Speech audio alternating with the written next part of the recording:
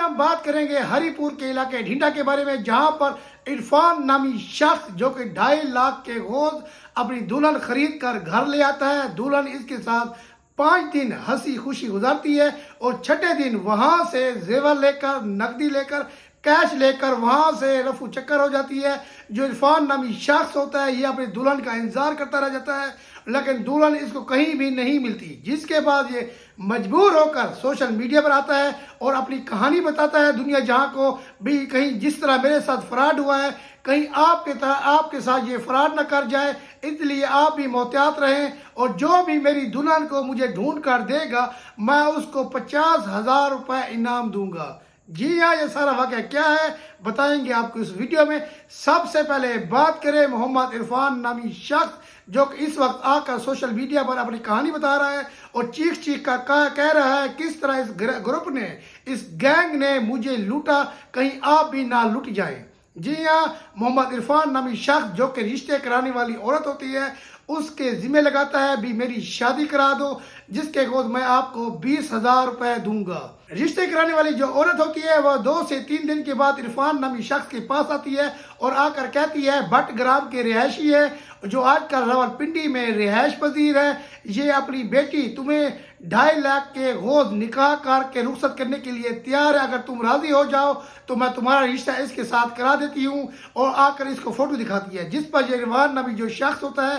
یہ تصویر دیکھتا ہے اس لڑکی کی اور فوراً ہی رضامند ہو جاتا ہے اور کہتا ہے مجھے 2.5 لاکھ دینے میں کوئی مسئلہ نہیں ہے، آپ اس کے ساتھ میری نکاح کی تیاری کریں۔ راولپنڈی کی عدالت میں وہاں پر لڑکے والے بھی آتے ہیں، وہاں پر عرفان نامی شخص اور اس کا چاچا ہوتا ہے اور یہ لڑکے والے بھی اس عدالت میں جمع ہوتے ہیں، وہاں پر لڑکی کے ساتھ اس کا نکاح کیا جاتا ہے، یہ لڑکی کو وہیں سے عدالت سے رخصت کر کے گھر آ جاتا ہے۔ 5 دن یہ اس لڑکی کے ساتھ ہنسی خوشی زندگی گزارتا ہے۔ چھٹے دن اس لڑکی کا جو اس کی دلہن ہوتی ہے اس کا بھائی اور اس کی بھابھی جاتی ہے اور آ کر کہتی ہے ہمارے ہاں ایک رسم ہے جس کے مطابق ہم دلہن کو لے جائیں گے اور 2 دن کے بعد آپ کی ہمارے گھر دعوت ہوگی، آپ وہاں پر آنا، دعوت کھانا اور ہماری بہن کو وہاں سے آپ لے جانا۔ جس کے بعد یہ عرفان نامی جو شخص ہوتا ہے یہ رضامند ہوتا ہے، لیکن اس کی جو دلہن ہوتی ہے جو کمرے میں موجود ہوتی ہے وہاں کمرے سے یہ نقدی اٹھاتی ہے، وہاں سے زیور اٹھاتی ہے اور وہاں پر جو امپورٹڈ کپڑے ہوتے ہیں وہ اپنے بیگ میں